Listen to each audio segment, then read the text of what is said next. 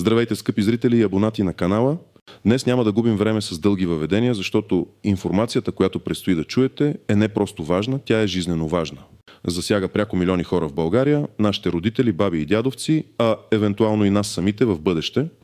Говоря за предстоящите промени, които влизат в сила през май месец и които без преувеличение могат да обърнат живота на много пенсионери с главата надолу. Чухте за страшен закон, за беда, която чака пенсионерите и за съжаление в голяма степен тези опасения не са безпочвени. Затова ви моля, останете с мен до края и слушайте внимателно всяка дума. Споделете това видео, за да достигне доколкото се може повече хора. А ако още не сте го направили, абонирайте се за канала и оставете лайк под видеото. Това е най-добрият начин да подкрепите работата ни и да гарантирате, че няма да пропуснете бъдещи важни актуализации. Ядрото на проблема какво се променя за пенсионерите през май, нека да започнем с най-същественото. Досегашната система за пенсионно осигуряване и социални помощи, макар и несъвършена, работеше по определени познати правила. Много пенсионери разчитаха на тези правила, за да планират бюджета си, да управляват своите разходи, а често и да допълват оскъдния си доход с малки странични дейности или социални добавки. Имаше известна предвидимост, определени граници и изключения, които позволяваха на хората в зряла възраст да се справят дори и трудно с ежедневните предизвикателства. Обаче през последните месеци беше приет пакет от законодателни промени, който влиза в пълна сила от 1 май. Този пакет, който мнозина нарекоха страшен закон, не да е едно конкретно постановление, а съвкупност от изменения в закона за пенсиите, закона за социалното подпомагане и някои данъчни разпоредби. Основната му цел, както твърдят инициаторите, е да оптимизира разходите, да справедливо разпредели помощите и да премахне злоупотребите. Но на практика, за голяма част от пенсионерите, това означава значително влошаване на финансовото им положение, намаляване на пенсии, премахване на добавки и дори необходимост от връщане на получени средства. Какво конкретно се променя? Накратко, правилата за деклариране на доходи стават драстично по-строги, а обхватът на това, което се смята за доход, се разширява. Праговете за получаване на допълнителни социални помощи и добавки се преразглеждат надолу, а критериите за преизчисляване на пенсиите се променят по начин, който може да доведе до по-ниски суми за тези, които имат някакъв страничен доход. И най-важното, отговорността за правилното деклариране и актуалността на информацията се измества почти изцяло върху самите пенсионери с много по-сериозни последици при допуснати грешки или неточности. Основна част 1. Какво трябва да знаете, кой трябва да се притеснява и кой не? Нека сега разгледаме в детайли какво точно означават тези промени за различните групи пенсионери. Много е важно да разберете къде се вписвате вие или вашите близки в тази нова система.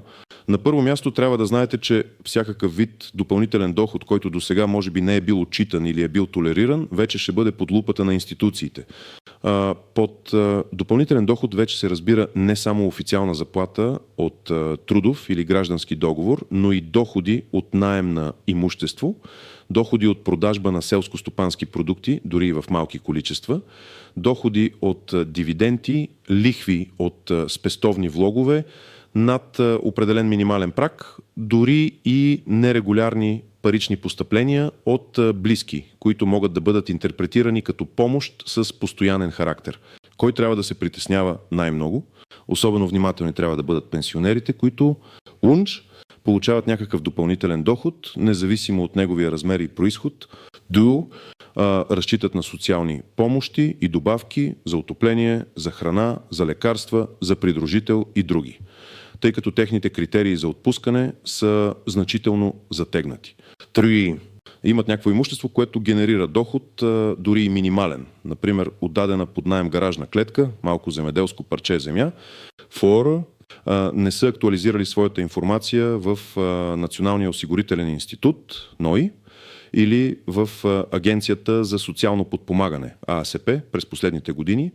Нека да дам няколко конкретни примера, за да стане по-ясно. Пример 1. Баба Марика и нейният апартамент.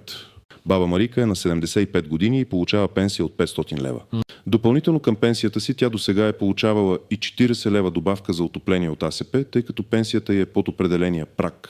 Преди няколко години, за да подпомогне семейния бюджет, тя е отдала под наем една стая от апартамента си на студентка срещу 150 лева месечно. Досега този доход не е бил деклариран официално или е бил разглеждан като незначителен в контекста на социалните помощи, тъй като не се е водил трудов доход. С новия закон обаче доходът от наем вече ще бъде строго включван в общата оценка на доходите на домакинството при изчисляване на правото за социални помощи. Ако баба Марика декларира този доход, нейният общ месечен доход ще стане 500 плюс 150 650 лева. Това може да я изкара извън прага за получаване на добавката за отопление, която е била 40 лева. В резултат тя ще загуби тези 40 лева, което е почти 1/3 от дохода и от наем. Освен това, ако не го е декларирала в НАП, Националната агенция за приходите, и НОИ досега, може да бъде подведена под отговорност за неверни данни, което може да доведе до санкции и дори до необходимостта да върне получените добавки за предишни периоди. Животът ти вече няма да е същия, тъй като разчита на всяка стотинка. Тя ще трябва да реши дали да продължи да отдава стаята си под наем, но да загуби социалната добавка или да се откаже от допълнителния доход, за да запази добавката. А може би просто да плати по-високи данъци и осигуровки върху наема, което ще намали нетния и доход. Пример 2. Дядо Петър и сезонната работа. Дядо Петър е на 68 години и пенсията му е 480 лева.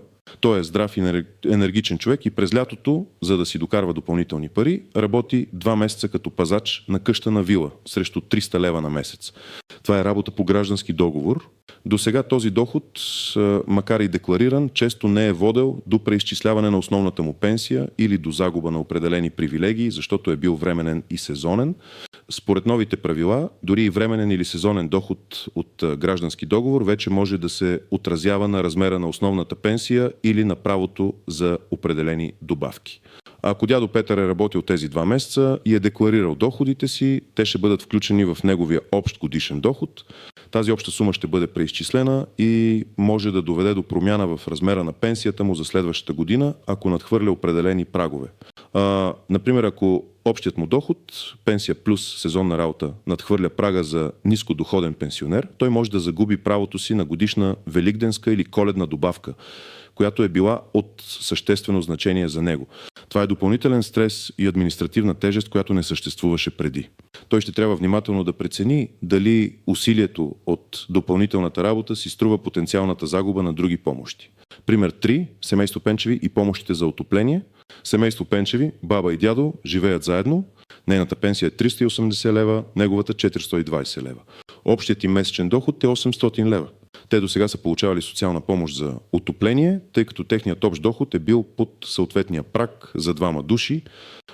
Те имат 2 синове, които живеят в чужбина и от време на време им изпращат пари по 50-100 евро на няколко месеца, за да им помагат с лекарствата или храната.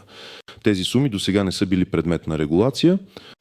Новият закон обаче разширява обхвата на доходите на домакинството, включвайки всички парични постъпления, които не са ясно дефинирани като дарения или помощи от държавата, особено ако с някаква регулярност. Ако парите от синовете се окажат регулярни преводи, например всеки месец или на 3 месечие, те ще бъдат включени в общия доход на семейство Пенчеви. Дори и по 50 евро на месец, около 100 лева могат да увеличат месечния им доход на 900 лева.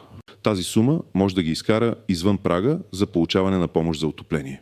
Така, въпреки че синовете им се опитват да им помогнат, това може да доведе до загуба на друга жизнено важна подкрепа. Това е особено неприятна ситуация, която поставя пенсионерите пред дилемата дали да приемат помощ от децата си, но да рискуват да загубят официална подкрепа. Кой не трябва да се притеснява толкова много? Въпреки общата негативна картина, има и групи пенсионери, които вероятно няма да бъдат пряко засегнати или дори могат да спечелят от някои нови разпоредби, макар и в по-малък мащаб. Пенсионери, чието единствен доход е тяхната пенсия и тя е под минималния праг. Те често са обект на допълнителна защита и могат да получат целева подкрепа. В някои случаи законът може да предвиди увеличение на минималната пенсия или нови целеви помощи за най-уязвимите групи, пенсионери, които вече са декларирали всички свои доходи и са се съобразявали с съществуващите правила. За тях промените може да означават само по-стриктни проверки, но не и промяна в статуса им. Важно е да разберете, че новите правила са насочени към изсветляване на доходите и по-голям контрол. Цената за това обаче може да се окаже висока за много честни и добросъвестни пенсионери. Основна част 2. Изключения от правилата, клопки и неочевидни нюанси. Сега да поговорим за изключенията, за потенциалните клопки, в които може да попаднете, и за неочевидните нюанси на този нов пакет от промени. Разбирането им е от ключово значение за вашата защита. Изключения от правилата. Макар и страшен, законът обикновено предвижда някои изключения, които са важни за определени групи. УНЧ, пенсии за инвалидност, често пенсиите за инвалидност или определени добавки за чужда помощ не се влияят пряко от други доходи или имат по-високи прагове за отчитане на допълнителни средства. Въпреки това, дори и тук трябва да се внимава, защото промени в общите критерии за социална нужда могат да повлияят. Еднократни помощи и дарения, еднократни дарения от роднини или приятели, както и еднократни помощи от държавата или общината, например за бедствия или спешни нужди, обикновено не се включват в регулярния доход. Проблемът възниква, когато тези еднократни помощи станат регулярни и започнат да се тълкуват като постоянен доход. Затова е критично важно да пазите всякакви документи, доказващи характера на тези постъпления.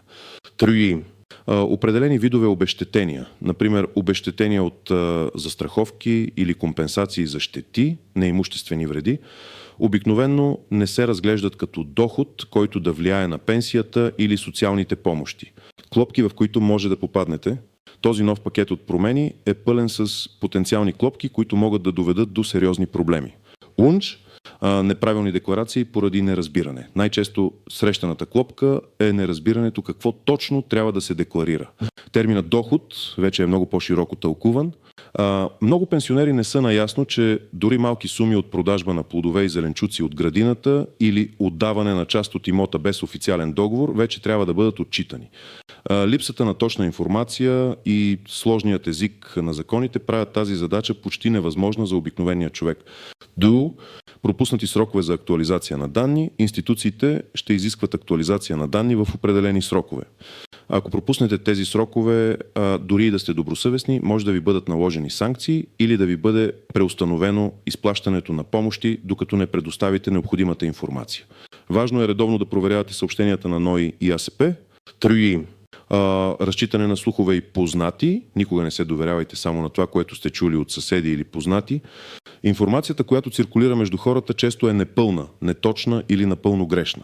Винаги търсете официални източници, фора, автоматични корекции и намаления без предизвестие. Една от най-големите опасности е, че новата система предвижда автоматизирани проверки. Ако системата открие несъответствие между декларирани данни и информация от други държавни регистри, например НАП, имотния регистър, банки, пенсията или помощите ви могат да бъдат намалени или спрени автоматично, често без достатъчно предварително уведомление. Това може да остави пенсионерите без средства за препитание, буквално за една нощ, докато не успеят да изяснят ситуацията. Ретроактивни санкции. Ако се установи, че през минали периоди не са били декларирани доходи, които по новите правила биха били задължителни, или че са получавани помощи на неправомерно основание, институциите могат да поискат връщане на тези суми, често с лихви и наказателни такси. Това е изключително сериозна заплаха, която може да вкара много семейства в дългова спирала, неочевидни нюанси, има и по-малко видими аспекти на промените, които също заслужават внимание. УНЧ, прагът на чувствителност, дори много малки суми доход, които досега са били пренебрегвани, могат да ви изкарат извън праг за получаване на жизнено важна помощ. Например, допълнителни 20-30 лева от някаква дейност могат да ви лишат от 50-100 лева добавка за храна или лекарства. Психологическото въздействие. Не подценявайте огромния стрес и психическо напрежение, което тези промени оказват върху възрастните хора. Страхът от санкции, объркването от новите правила и несигурността за бъдещето могат да доведат до сериозни здравословни проблеми. Бюрократична тежест. Новите изисквания означават повече документация, повече посещения в институции, повече чакане по опашки. Това е огромно предизвикателство за хора с ограничена мобилност, влошено здраве или тези, които нямат помощ от близки. Практически съвети. Какво трябва да направите сега? Вместо да се поддавате на паника, действайте, Ето конкретни стъпки, които всеки пенсионер или негов близък трябва да предприеме възможно най-скоро. Отнасяйте се към това като към спешна задача, която не търпи отлагане. Лънч. Съберете пълна и актуална информация за вашите доходи. Прегледайте всички банкови извлечения за последните 12-24 месеца. Идентифицирайте всички постъпления, които не са вашата пенсия.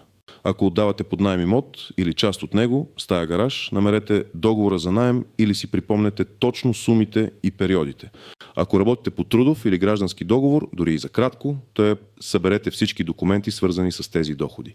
Ако получавате регулярна финансова помощ от деца, роднини или приятели, опитайте се да получите писмено потвърждение за характера на тези средства, например като дарение, а не като доход от дейност. Проверете официалните източници на информация, посетете уебсайтовете на Националния осигурителен институт, НОИ и Агенцията за социално подпомагане, АСП. Потърсете секции за нови законодателни промени, актуализация на данни на пенсионери или критерии за социални помощи. Прочетете официалните указания и наредби. Знам, че са сложни, но е важно да се опитате да разберете основните положения. А ако имате възможност, помолете по-млад член на семейството или приятел да ви помогне с това. 3. Свържете се с НОИ и АСП за индивидуална консултация. Не чакайте институциите да ви потърсят. Инициативата трябва да дойде от вас.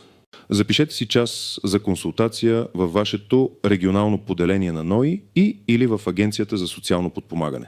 Когато отидете на консултацията, носете всички събрани документи. Бъдете готови да задавате конкретни въпроси относно вашия индивидуален случай. Как тези промени ще се отразят на моята пенсия? Какви точно доходи трябва да декларирам? Ще загубя ли право на добавката за отопление, ако имам доход от наем от 1000 лева? Искайте писмена справка или потвърждение за дадената ви консултация и информация. Устните консултации могат да бъдат погрешно разбрани или дори отречени по-късно. Това е ваше право. 4. Актуализирайте всички свои данни. Ако имате промяна в семейно положение, адрес, банкова сметка или каквито и да е други лични обстоятелства, уведомете НОИ и АСП незабавно. Попълнете и подайте нова декларация за доходи, ако смятате, че досега не сте декларирали нещо или не сте били наясно с новите изисквания. Дори и да не сте сигурни, по-добре декларирайте всичко и оставете институциите да преценят, отколкото да пропуснете нещо и да попаднете под санкции. Специално обърнете внимание на декларацията за семейно и имотно състояние, която се подава за социални помощи. Тя вече е много по-обхватна. Не забравяйте да оставите един лайк, ако смятате, че тази информация е била полезна и най-важното, абонирайте се за канала, за да получавате навременни и проверени новини, които пряко засягат вашето финансово благополучие. Ние ще продължим да следим развитието на ситуацията и ще ви информираме за всяка нова промяна или възможност. Бъдете здрави и информирани.